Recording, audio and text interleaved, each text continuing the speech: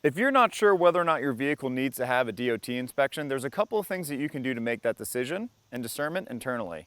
If your vehicle's gross vehicle weight rating combined is greater than 10,000 pounds, you're going to need to have DOT inspections. We can complete on-site DOT inspections for your tractor trailer assemblies, your lowboy trailers, and your straight box trucks. What this will do will allow you to free up that internal resource and those internal operational load on not having to have your drivers transport your vehicles to a repair facility to complete these DOT inspections. With Revit Auto, we have US DOT certified safety inspectors that can come to your site and identify all the issues that you're having with your vehicle and making sure that they are safe for the open road. If your vehicle fails a DOT inspection because of tires, you don't have to take it into the tire shop. We are equipped to come to your location and service your vehicle right where it sits. That means instead of you having to pay your drivers to go to the repair facility to get tires done, we can come to you, saving you valuable time and internal resources.